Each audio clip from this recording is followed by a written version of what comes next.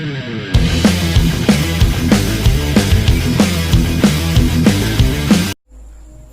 Everyone, how are you all. आप लोगों को ग्रामर ट्रांसलेशन समझ में आ रहा है ना बच्चों। जो ट्रांसलेशन होता है, जो ग्रामर होता है, इसकी आप जितनी ही प्रैक्टिस करेंगे उतना ही आपको ज्यादा ये आएगा। इसलिए कीप प्रैक्टिसिंग, ज्यादा से ज्यादा आप इसे प्रैक्टिस करें।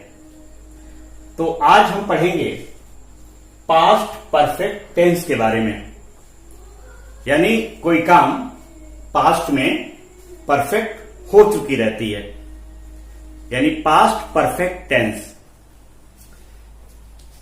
कोई भी काम पास्ट में यानी भूतकाल में पूर्ण हो चुकी रहती है।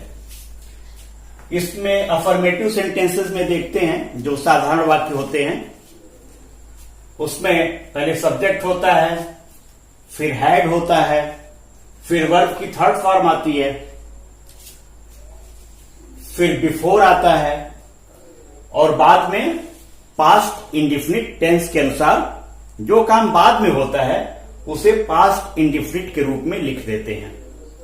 यानी जो काम पहले हो चुका रहता है उसे हम हैड के साथ लिखते हैं, और जो काम बाद में होता है उसे हम पास्ट इंडिफिनिट में लिखते हैं। आप जानते हैं पास्ट इंडिफिनिट आपको बताया गया था, पहले सब्जेक्ट होता है, फिर वर्ब का सेकेंड फॉर्म आता है, इसके बाद ऑब्जेक्ट आता है, और इसके बाद अदर वर्ड्स आते हैं।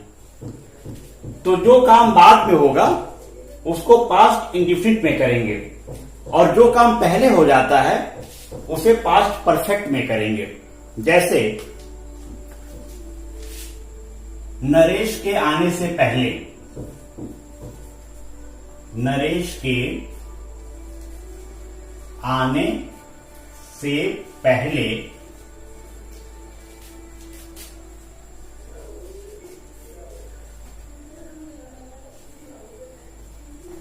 मैं बेंगलोर जा चुका था। नरेश के आने से पहले मैं बेंगलोर जा चुका था। मैं बेंगलोर जा चुका था। इस सेंटेंस में कौन सा काम पहले हुआ है? इस सेंटेंस में मैं बेंगलोर जा चुका था, ये काम पहले हुआ है। तो जो काम पहले हो चुका रहता है उसको हम पहले बनाते हैं। आई हैड गॉन, तो इसमें सब्जेक्ट मैं है, तो हम यहां आई लिखेंगे, फिर हैड लिखेंगे, फिर वर्ब की थर्ड फॉर्म जा चुका था, जाने का third form go, went, gone, I had gone. Bangalore, object है बैंगलोर, तो बैंगलोर लिखेंगे।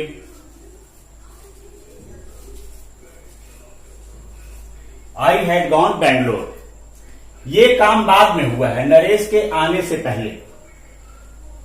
तो जो काम बाद में होता है उसको पास्ट इंडिफिनिट के रूप में बनाते हैं, तो लिखेंगे बिफोर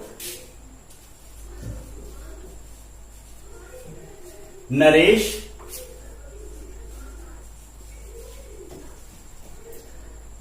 आने से पहले, आना यानी कम, कम का सेकेंड फॉर्म केम, बिफोर नरेश केम। तो नरेश के आने से पहले मैं बेंगलोर जा चुका था।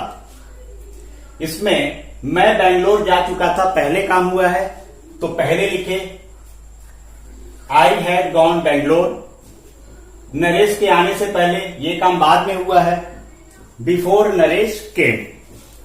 यदि इसमें होता नरेश के घर आने से पहले, तो हो जाता before Naresh came to home या केम होम।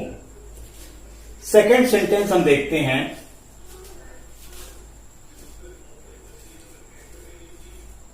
रश्मि के आने से पहले या रश्मि के जाने से पहले, रश्मि के जाने से पहले मैं सो चुका था।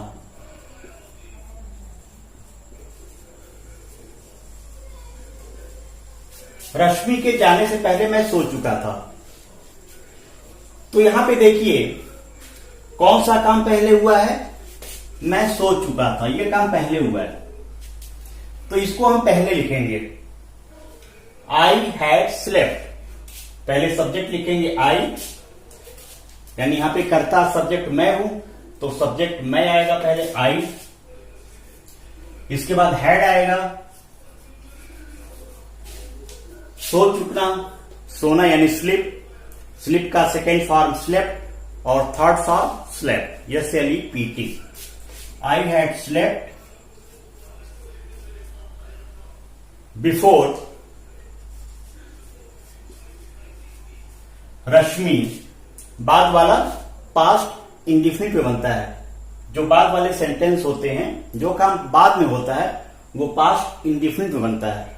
तो बाद वाले में रश्मि सब्जेक्ट है, before Rashmi.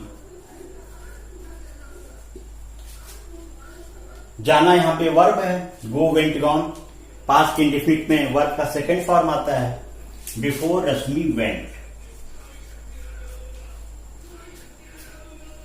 I had slept before Rashmi went.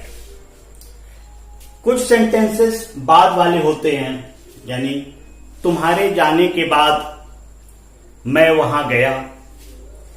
तो जो बाद वाला सेंटेंस है, तुम्हारे जाने के बाद मैं वहां गया, तो इसमें आप एक एग्जांपल देखिए,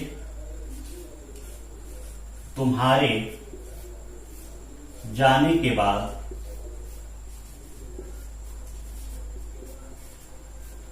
मैं वहां गया।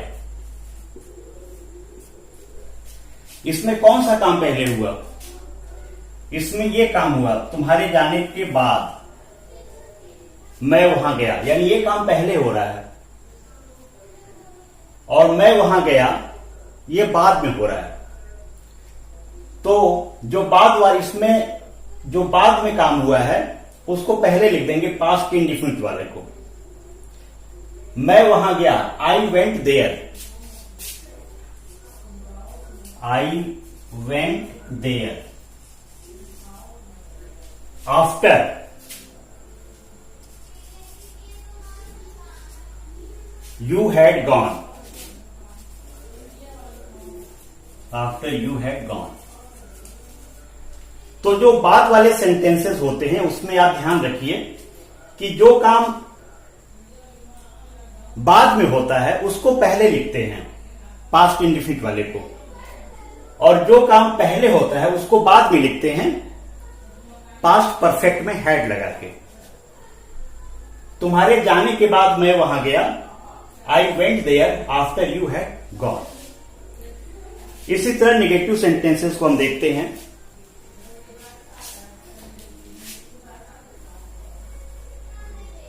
Negative sentences, NEGATIVE। Negative sentences में सब्जेक्ट, फिर हैड,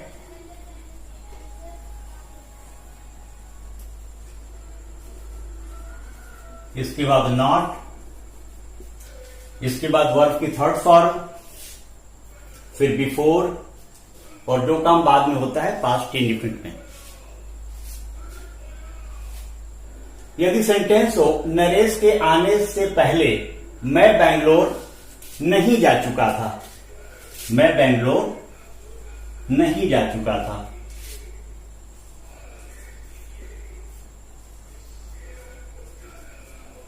नहीं जा चुका था, तो अब निगेटिव बन गया। तो यहां पे जब इसे बनाएंगे translation, I had not, had के बाद नॉट लगा देंगे।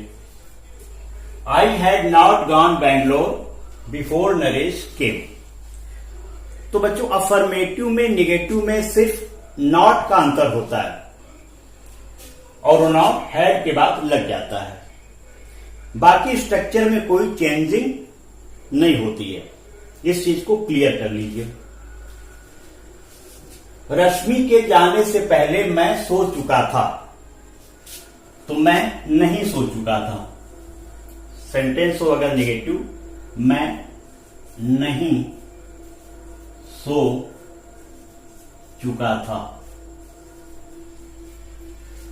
रश्मि के जाने से पहले मैं नहीं सो चुका था। आई हैड नॉट स्लेप्ट, हैड के बाद नॉट लग जाएगा। आई had not slept before Rashmi went. तुम्हारे जाने के बाद मैं वहां गया, निगेटिव बनेगा। तुम्हारे जाने के बाद मैं वहां नहीं गया,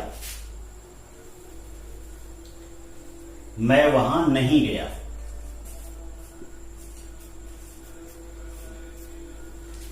तो मैं वहां नहीं गया, क्योंकि बात लिखा हुआ है तो पहले पास्ट इंडिफिनिट वाला आएगा। आई डिड नॉट, आप जानते हैं पास्ट इंडिफिनिट में नेगेटिव के लिए डिड नॉट का यूज होता है। आई डिड नॉट गो, वहां नहीं गया, go there. I did not go there after you had gone. तो बाद वाले सेंटेंसेस में जो काम बाद में हुआ है उसको पहले लिखते हैं पास्ट इंडिफिनिट के रूप में, और जो काम पहले हुआ है उसको बाद में लिखते हैं हैड लगा के। ये बहुत इंपॉर्टेंट है पास्ट परफेक्ट टेंस में। अब हम देखते हैं इंट्रोगेटिव सेंटेंसेस को। इंट्रोगेटिव सेंटेंसेस भी इसके इसी तरह से इंटरेस्टिंग है। ये एक्सरसाइज आप करेंगे, प्रैक्टिस करेंगे तो ये आपके लिए बहुत इजी हो जाएगा। Interrogative, INTERROGATIVE sentences. Interrogative sentences में जो क्वेश्चन वर्ड होते हैं W वाले या हाउ, उसको हम पहले लिखते हैं क्वेश्चन वर्ड। इसके बाद हैड लिखते हैं या चेडी हैड, फिर सब्जेक्ट लिखते हैं,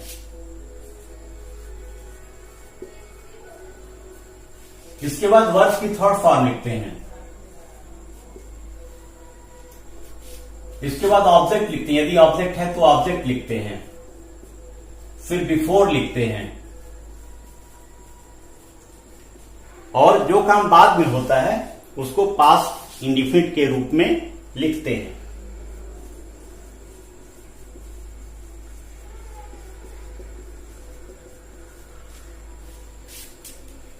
तो पहले हेड लिखेंगे, फिर सब्जेक्ट लिखेंगे, वर्ब की थर्ड फॉर्म, फिर ऑब्जेक्ट लिखेंगे, फिर बिफोर लिखेंगे, और जो काम बाद में होता है उसे पास्ट इंडिफिनिट के रूप में लिखेंगे। जैसे शिप्रा के आने से पहले, शिप्रा के आने से पहले रवि कहां गया था।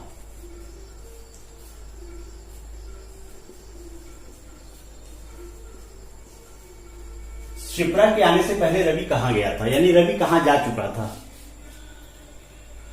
तो इसमें कौन सा काम पहले हुआ, ये काम पहले हुआ, रवि कहां गया था। तो इसको इस नियम के अनुसार लिखेंगे। कहां, क्वेश्चन वर्ड बीच में आया है तो इसको वेयर को सबसे पहले लिखेंगे, वेयर, फिर हैड। ये हैड यहां पे प्लूरल नंबर में भी लगेगा और सिंगुलर नंबर में भी लगेगा। यहां पे कोई ऐसा नियम नहीं है कि सिंगुलर के लिए कुछ दूसरा लगे और प्लूरल के लिए कुछ दूसरा लगे, दोनों ही नंबर्स में हैड का यूज होता है। तो वेयर हैड रवि, सब्जेक्ट है रवि, गया, जाना, यानी गो, वेंट, गॉन। क्योंकि ये बनाते हैं पास्ट परफेक्ट में, हैड लग जाएगा।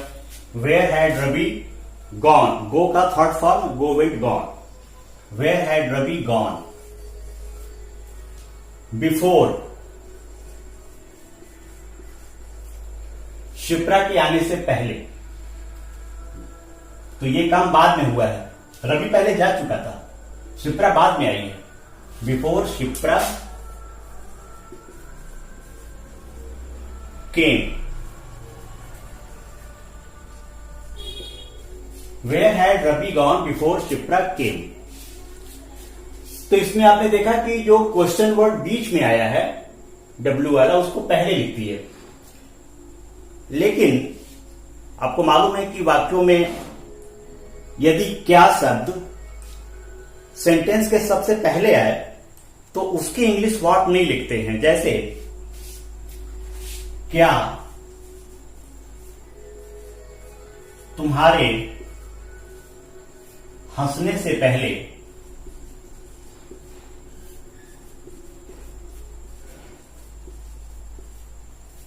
मोहन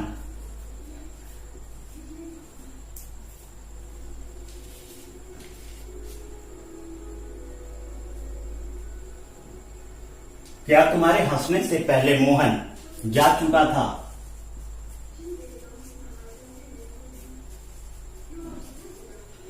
यहां पे देखिए क्या बिल्कुल क्वेश्चन वर्ड बिल्कुल स्टार्टिंग में है, तो इसकी इंग्लिश व्हाट नहीं लिखेंगे बल्कि सीधे हैड लिखेंगे। हैड। कौन सा काम पहले हो चुका है? मोहन जा चुका था, ये पहले हुआ है। इसके बाद मोहन तुम हंसे हो, तो had Mohan, had Mohan verb की थर्ड फॉर्म जा चुका था, go, went, gone. Had Mohan gone before, ये काम बाद में हुआ है इसलिए पास्ट इंडिफिनिट बनेगा, वर्ब की सेकंड फॉर्म आएगी। बिफोर यू, हंसने की इंग्लिश लाफ होती है, लाफ की second form laughed. Before you laughed.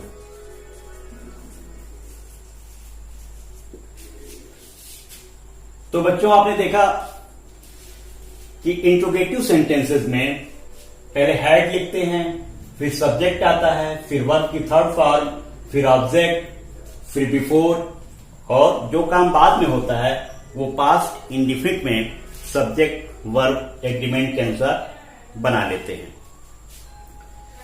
इसी तरह से इंट्रोगेटिव नेगेटिव सेंटेंस होता है।